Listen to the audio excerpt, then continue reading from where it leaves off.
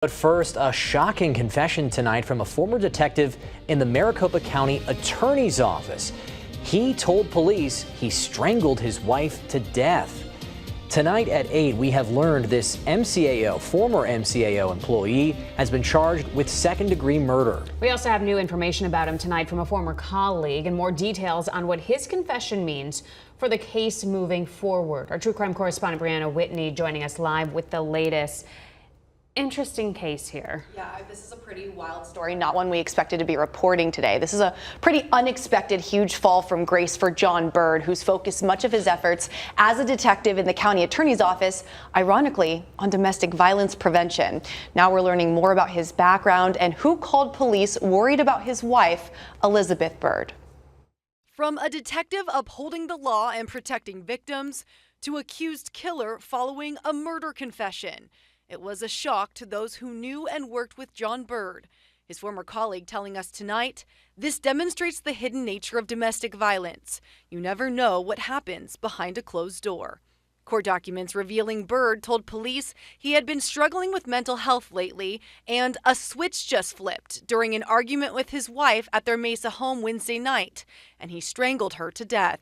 He said he left her body in the bedroom and locked the door so their 3 young children wouldn't see. I'm surprised that this individual even made a statement to the police. Criminal defense attorney Russ Richelsoph, unaffiliated with the case, says typically if a law enforcement officer is charged with a crime, they immediately ask for a lawyer. His former colleague, not shocked Byrd went the route he did given his background, saying, "I'm not surprised he confessed. He knew enough to know he was done." Police and family confirming the victim is Elizabeth Byrd. According to police, Elizabeth's friend called police after she hadn't been heard from all day and missed a gym class. She also told police the couple's children hadn't heard from her either. Police then did a welfare check and found her in the room.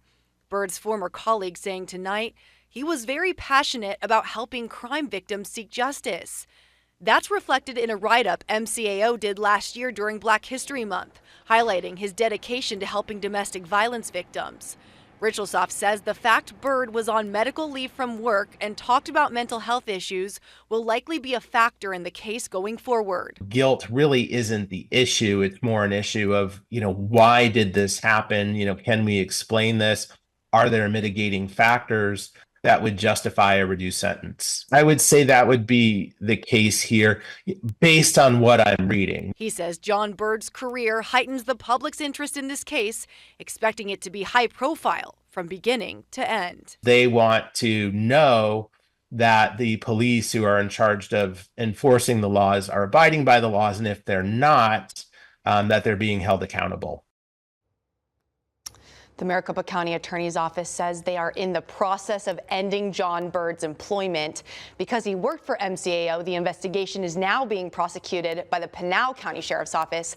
I also did earlier speak with Elizabeth Byrd's family on the phone today. They said they aren't quite ready to talk about what happened, but were very kind and said they are struggling with their sudden loss. I can't imagine. Understandably so. Yeah. So you had mentioned in your story there that he was already on medical leave. Right. Did they say what the reasoning was, what that medical leave was in detail? No, they did not say what that was. So hopefully it's something we'll learn from either further court documents or would come out later in the case. Could this be an insanity case because of what he told investigators about struggling with mental illness and snapping? Right. You look at that, and that'll definitely be at play in the case, right? They're looking at that as mitigation factors in terms of how can we reduce the sentence or look at that if he was struggling with that. Aggravating factors being what would be used to enhance the sentence. This cannot be insanity, though. The reason why is because under the law now, it used to be different in the 90s, but now you must not know that your actions were wrong to be able to deem insanity. And at the end of this statement in the court documents,